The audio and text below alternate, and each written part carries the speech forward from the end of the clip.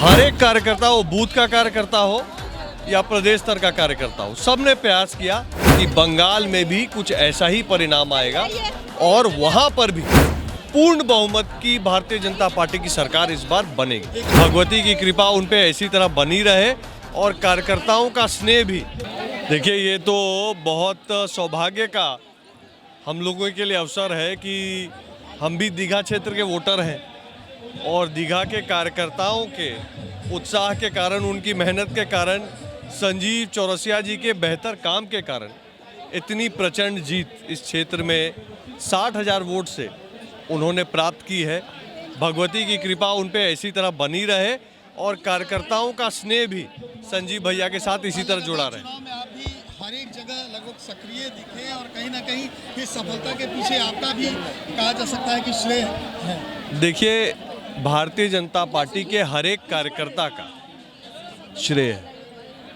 हर एक कार्यकर्ता, वो बूथ का कार्यकर्ता हो या प्रदेश स्तर का कार्यकर्ता हो, सबने प्रयास किया, तब जाकर 200 सीट मिलते हैं। किसी एक व्यक्ति या चंद व्यक्तियों का ये परिणाम नहीं। बड़ी जिम्मेदारी की बात आ रही है, सामने आ रही है। बड़ी जिम्मेदारी जो हो वही बड़ी होती है। बंगाल चुनाव भी सर पर है, ऋतुराज जी, बंगाल चुनाव भी सर पर है। देखिए, जैसा कि हमारे प्रधानमंत्री जी ने कहा, गंगा जो है पटना हो के ही कलकत्ता पहुंचती है। तो जो बिहार के चुनाव में जनता ने अपना मन खोलकर मोदी जी को समर्थन दिया है, हमें पूरा विश्वास है कि बंगाल में भी कुछ ऐसा ही परिणाम आएगा और वहां पर भी पूर्ण बहुमत की भारतीय जनता पार्टी की सरकार इस बार बनेगी। एक आखिरी सवाल होगा, लगातार जो है भ्रष्टाचार और अपराध पर जो है लगाम लगाई जा रही है और प्रधानमंत्री ने भरोसा दिया है कि अब बिहार भी अपराध मुक्त रहेगा।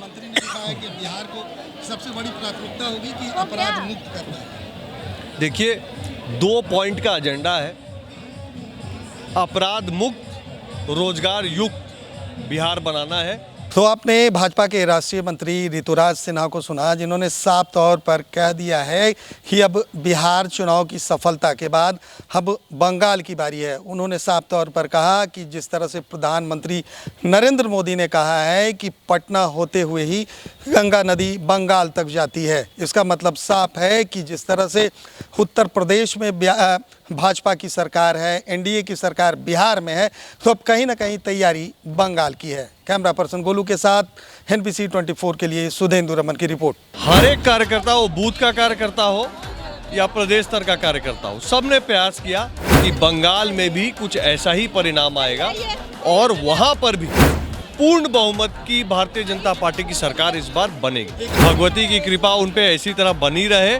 और कार्यकर्ताओं का स्नेह भी